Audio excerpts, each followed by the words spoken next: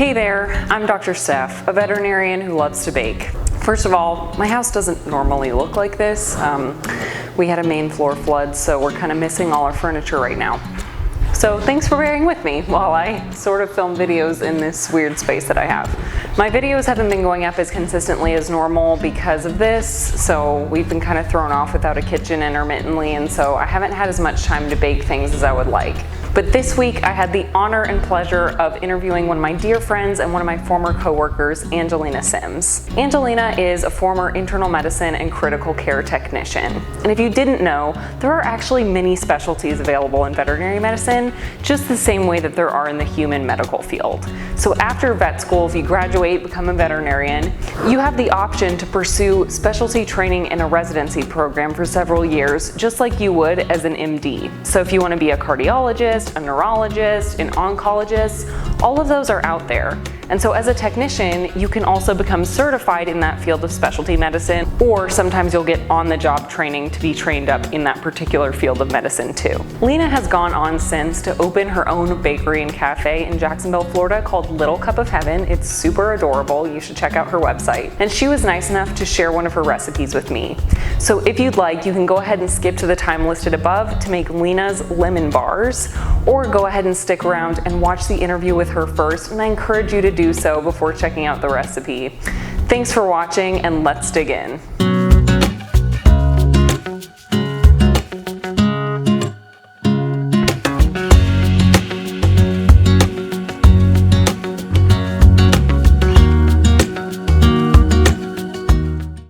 Hi.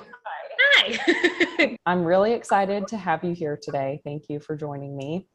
Today, my special guest is Lina Sims. She is a friend of mine, a prior coworker of mine, and she has been in the veterinary field and industry for a decade. She's originally from the Midwest, but moved to Florida in 2011 to pursue both her vet tech certification and to go into the field of veterinary medicine, and has been doing that ever since. She's actually a recent retiree from the field of veterinary medicine to pursue her second love, well, maybe your original first love actually, which is baking. I know Angelina as Lina, and so that's really what I call her, but we used to work together at Capital Vet Specialists in Jacksonville, Florida when I was recently out of school doing an internship, and then the year after when I worked ER. And, you know, her dedication and passion in what she does in her work is second to none. And so although the vet field is sad to have lost you, I think that it's exciting what you're doing going forward. So today I did just want to chat with you and just kind of let the world know and let pet owners know just a few things about what it was like to be a specialty vet tech. So take us through a day in your life and just kind of tell us how working in a specialty clinic was different than working in, say, a general practice. Sure. They are very different, but the same in some ways. I started out in general practice. So, you're doing a lot of vaccines, heartworm prevention, flea prevention, that sort of thing, some radiology. Specialty is a whole nother story. That's usually kind of, you have to expect the unexpected there, especially in critical care. Those days we're usually getting up, had to have that coffee before you leave because you're still exhausted from the day before, and getting in there, you're usually getting bombarded by the overnight staff who are taking care of all the critical patients, around, finding out how they did overnight. And then as the day goes, you never know. You're going to have critical patients come through the door. You always have to be on high alert, ready to go for anything really at all, versus general practice was a little more mellow for the most part. Still had, the dogs you had to wrestle for nail trims or ear cleanings or ear vaccines, things like that. But critical care was definitely a lot more involved, a lot more hands-on, a lot more emotional, a lot more taxing, but can also be a lot more rewarding because of that. What might bring a pet into a critical care or an internal medicine situation as opposed to a general practice? So critical care, you're looking at more than, think of it as you go to your regular doctor for something versus you going to a specialist for something. So a specialist is going to have more education, more knowledge about specific diseases such as cancer. We did a lot of oncology, a lot of chemotherapy, complex surgeries, dogs can tear their ACL, CCL as well, and they need specialized surgery for that. If they fall in the pool, they need oxygen support, diuretics to pull that fluid out. Any kind of case that's a little more extreme, torn toenail or cough or something of that sort that you just go into your regular for. And explaining like what your role is specifically, I'm sure isn't always a straightforward conversation with people. It's never, just like human nurses, we're there to help the doctors, but we do radiology, we had CT, we had ultrasound, we had x-ray machine, we're phlebotomists, we draw the blood, we handle the dogs. Some aren't as good as others. Yes. Rely on each other too to help support and make sure we all stay safe too. Yeah, and the certification process, the laws are different in each state, so it really depends on where you're licensed, if you have to be licensed officially as a vet tech or not, or if it's based on experience or just the various things you're allowed to do in a clinic setting. So that takes us in a nice segue into my second question, which is just tell us a little bit about what your training process was like to become a vet tech and how you ended up working in specifically a critical care setting training wise. Sure. So it all started with, I originally wanted to be a vet, and then I realized all the math involved, and I said no. So I decided, let's try vet tech first and see if I like the field. And I ended up liking that position quite a bit, so it was good. I went to a specific school for it. It's veterinary technology is the degree. It's called. You have to get your associate in it. And then once you graduate, there is a test called the VTNE. It's actually a national test. So that's one thing that's actual national in the process of this, and you have to pass that. And that basically goes over all of your basic information, knowing normal temperatures and normal heart rates, and it gets more detailed than that. That did also have large animal in it too, so it had all kinds of things. And then once you pass that test, you have to become certified or registered or licensed, depending on what they use the term in your state, with their licensing board. And each state has their own. Some require an additional test, some don't. In Florida, there's actually two boards. One requires a test and one does not. So it just depends on which one you want to do. And then from there, it's just keeping up with your continuation credits. You only need 15 every 2 years, so it's not too bad. If you go to the NAVC, the normal, I think it's BMX now, the normal, one in Orlando every year, then that pretty much sums up all your credits. There's also free ones on IDEX and Antec and some other websites that I've used in the past too, which are really helpful. And then from there, just kind of on the job at that point. You just you learn a lot on the job versus in school. I did take a lot of knowledge with me into the field, and I definitely had my leg up a little bit from the technicians who did not go to school to start off the bat, but there's so much that you just learn on the job that's very different than the textbooks. I'm sure you can say the same thing for vet school. You learn one thing and then you get in practice, you're like, okay, this is actually way different. Yes. Oh my gosh. We always have the phrase like, oh, that dog didn't read the book, you learn something one way and then the case is a totally different way. A weird conglomerate of a bunch of different things that you have learned, but you have to apply in a certain way. So yes, I totally agree. Exactly. How long was your associate's degree? How long did that take? That took me 2 years. Okay. It took me about 2 years to do.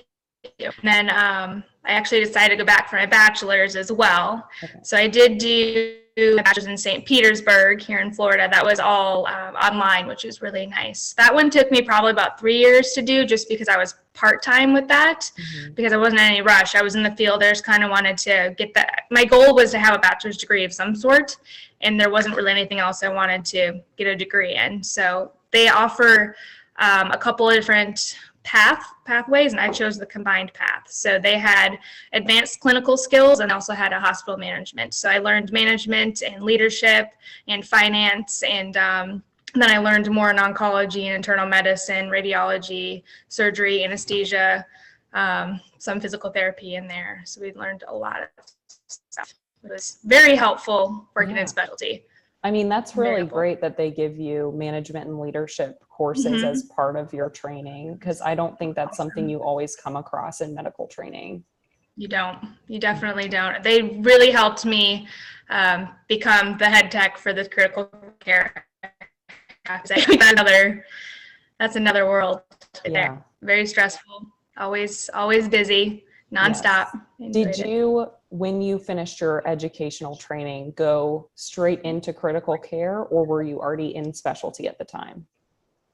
When I became credentialed, I was doing a little bit of general practice. Okay. And I always knew when I was in school that I didn't want to do general practice. I wanted to do emergencies, what I thought is what I wanted to do.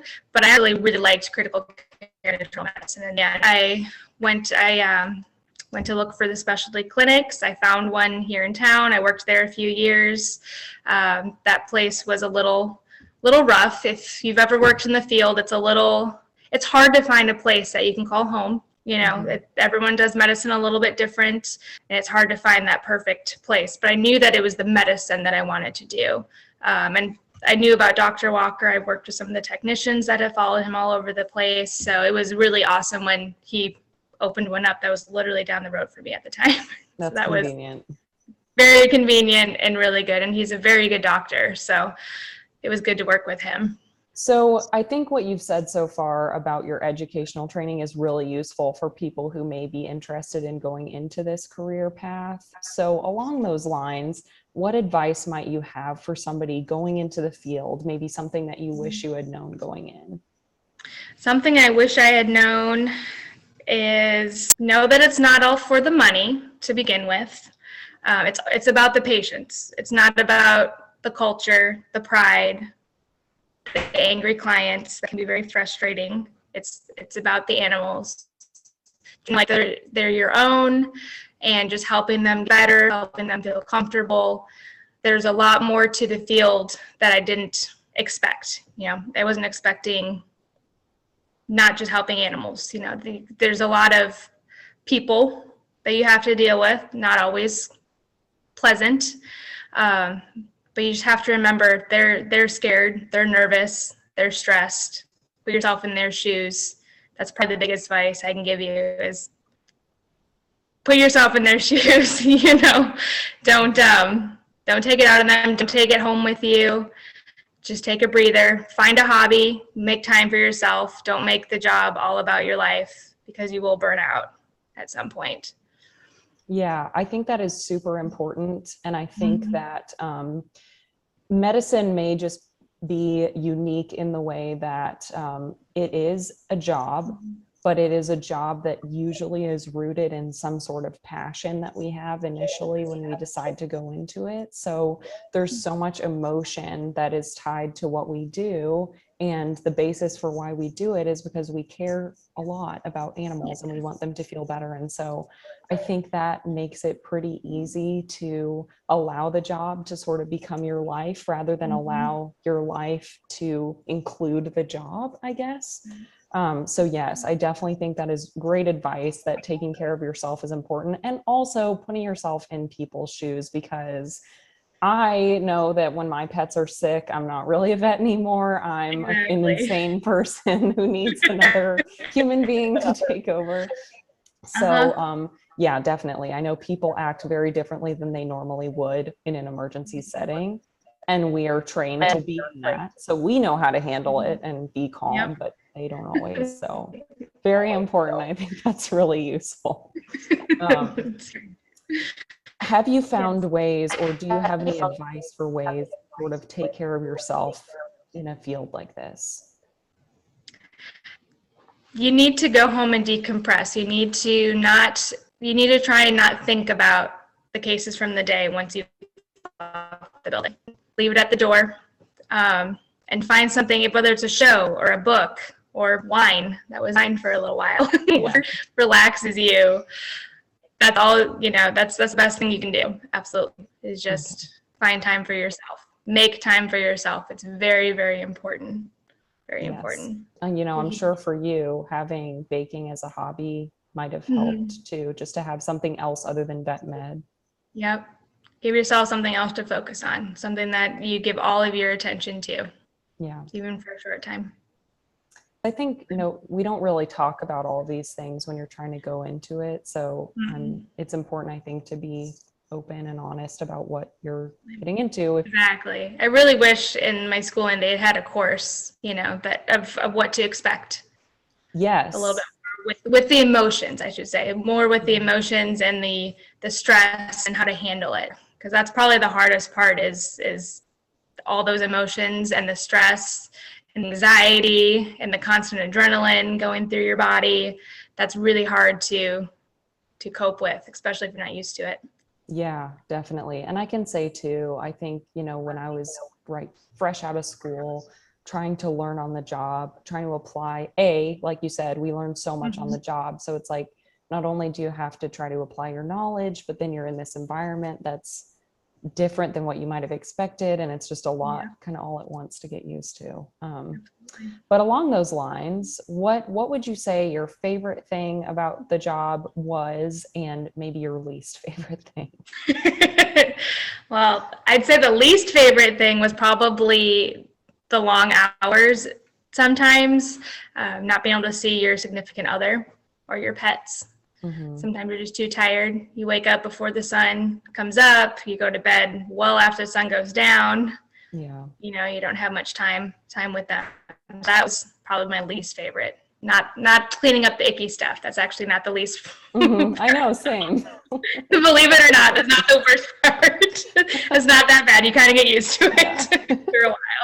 Sadly, it's kind of weird. It's true. I mean, like a good abscess is very satisfying. Right? Exactly. Before medicine, you're like, that's just gross. And then you're like, oh, it actually feels really good. Yeah. My favorite part was probably seeing when patients do get better and watching them progress from how they come in. We have let's say the diabetics that come in and they're in DKA, they're having issues, and you have to constantly be on them, giving them dextrose or insulin, getting them to eat, seeing how lethargic they are, to when they go home, they're wagging their tail, they're happy, they're eating. That's probably the best part, because it makes everything worth it.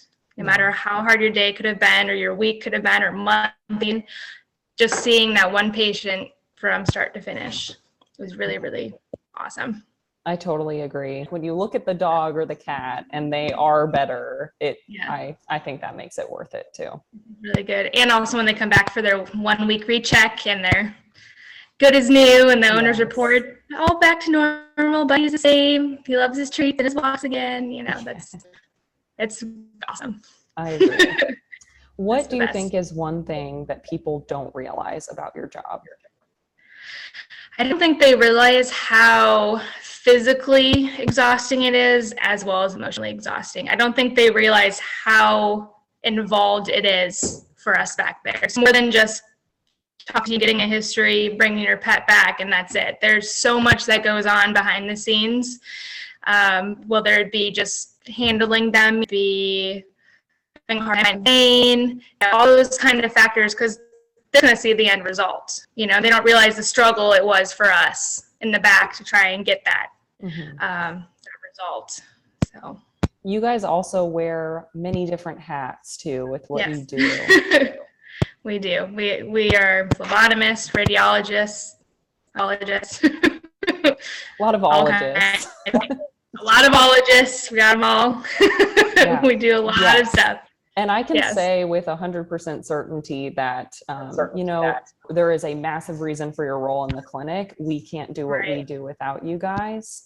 And I think that's also something that not everybody realizes too, is how much you guys are making the whole case run and the whole hospital run. We're making decisions, and those decisions are basically being executed and perfectly maintained by you guys, who are also constantly making decisions as well. So, I could not, without your ability to monitor the patient, know what's going on, be giving treatments and kind of update me on that so that I can then make the next decision is crucial. And I just think that people should realize how important your role is. We do a lot behind the scenes. I know. And especially with curbside in the last year, and with the amount of pets that have been adopted in the last year, it's like not a lot of people are really getting to see all of what's going on, because they're giving their animal to us, to you really sometimes are the people who receive them curbside. And then they kind of don't see what happens back there. So I do think it's important for people to know just how much you're doing when they're just sitting there waiting, being like, why is it taking so long? But there's a bunch happening. So I always like to tell people, if we take the criticals first. So if your pet is having to wait, that's kind of a good thing. Now that means they're not in a critical state of mind. Yes, it's not fun to wait for a while, but yes, totally agree. Let's transition over to your next career, being your bakery and cafe opening. So Angelina is opening a cafe has opened a business called Little Cup of Heaven Bakery and Cafe that right now is being operated out of her home and will move forward and move on to bigger and better things, I'm sure, in the future. So tell us about that. Tell us about what your journey was to get here, what your inspiration was, and kind of what we can expect from your bakery in the future. Sure. Inspiration was definitely from my grandmother. I've been baking since I was like 5 years old. I've been in the kitchen with her. I learned so much from her. I just remember all the years of being in the kitchen, making cakes, making cupcakes, making all kinds of goodies. She passed when I was 12, and that was really hard for me. And I would say that I honestly didn't bake much after that until I started to get really stressed again in the vet field. And I got back into it and realized that I missed it. And that became my healthy stress outlet. And then when I decided it was finally time to move on to my second career, I said, I've always wanted to own my own company of some sort. So why not a cafe and bakery? Why not go ahead and do that? So my husband said, okay, quit the field and let's do this, which was awesome. So I started out going part-time from the vet clinic. And then on my days off, I would bake lots of goodies and practice lots of different recipes. And then on my days I worked, I'd bring them in. Yes, oh my gosh. Everyone loved me for that. I remember partaking in a lot of those, and they were delicious. You guys were my perfect taste testers, tell me the truth, and perfect everything. So my scones are still one of the best sellers. That was one of the first things that I made. I made those like every day for like 2 weeks, I think, for you guys. Oh my gosh, yes. I was determined to make sure those were good. I know, on overnights, if there was any leftover, which rarely there were, I'd snag it right at the beginning. But people they're vultures. Oh, you gotta move fast. They can smell it. Yeah. So really, then July 3rd was my last day in the vet field officially last year. And then, as you all know, it was during COVID time, so that was kind of hard, trying to figure out how to, start everything, go from there. And I said, why don't I go ahead and take this time to continue perfecting my recipes, put together a menu, let's do this right, let's find all the steps involved to get licensed and move on to the next step. I've done tons of research on food trucks and trailers and brick and mortar and catering, and I'm just kind of taking it one step at a time, doing cottage food now. Planning on getting my catering license within the month, I'm hoping, and then I'll be able to do more.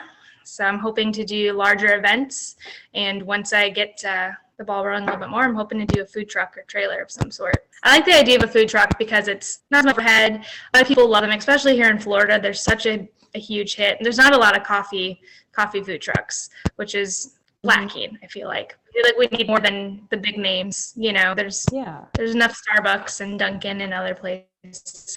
We need more mom and pop shops. Totally agree. This is a good time to support small businesses too. Yeah. When we were selling our house in Florida, we were doing a lot of showings. And so when we would do those, I would go park at our neighborhood pool and kind of chill if I was supposed to.